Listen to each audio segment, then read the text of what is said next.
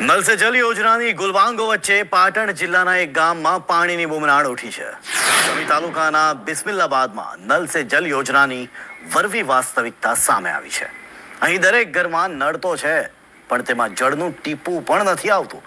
800 થી વધુની વસ્તી અને 700 થી વધુનું પશુધન ધરાવતું આ ગામ છેલ્લા 15 વર્ષથી પાણીની સમસ્યાનો સામનો કરી રહ્યું છે. મહિલાઓ ઉનાળાની કાળઝાળ ગરમીમાં માથે બેડા લઈને દૂર સુધી પાણી ભરવા માટે જતી હોય છે અને આમ જવા માટે તે મજબૂર બની છે. ગામમાં પાણીનો કોઈ સ્ત્રોત નથી, ત્યારે પાણી માટે તરફડિયા મારતા ગામને જોતા નલ સે જલ યોજના માત્ર કાગળ પરની યોજના હોય હાલ એમ લાગી રહ્યું છે. કેટલા વર્ષોથી પાણીની સમસ્યા છે, કઈ રીતે પાણી ભરો છો?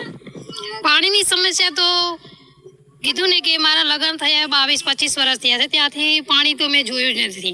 કાં તો કૂવે ભરવા જવું પડે, કાં તો આ ડંકી, કાં તો કિચડમાં. ચોમાસામાં તો પાણીની બહુ તકલીફ. નદી એ અમારે ત્યાં ખાડા કરીને પાણી લેવું પડે છે. અમને વોટ આપો, અમે તમારા ગામ પાણી પહોંચાડશું. તો ફક્ત 2 દિવસ પાણી આવે, યા તો 3 દિવસ પાણી આવે, પછી વોટ લઈને જાય એટલે બસ પૂરું. પાણી भरवा मारे स्कूल टाइम बगाड़ी पानी भरवा आबू पड़े.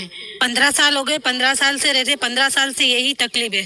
प्रेग्नेंट लेडी होती है, वो भी पानी भरने आती है, उनके घर में कोई होता नहीं तो भरना ही पड़ता है मजबूरन. तो हमारी से यही विनती है, बस हाथ जोड़ कर के आप वोट लेने आते हो, दरवाजा खटखटाते हो, वोट लेने के टाइम हमारा वोट तो लेकर चले जाते हो, लेकिन आप पानी की समस्या भी तो दूर करो. છેલ્લા ચૂંટણી બહિષ્કાર કર્યો તો મામલતદાર સાહેબ શ્રી આયા, ટીડીયા સાહેબ શ્રી આયા, પાણી પુરવઠા અધિકારી સાહેબ શ્રી આયા, તે એમના હસ્તક અમે સહી લેખિત કરી આપ્યું છે એ લોકોએ કે અમે દરરોજ સમ ભરી આપશું. એને પણ આજે 8 થી 10 દિવસ વીતી ગયા છે, પણ આજ દિવસથી હજુ સમ ભરાણો, એક દિવસ સમ ભરાણો નથી.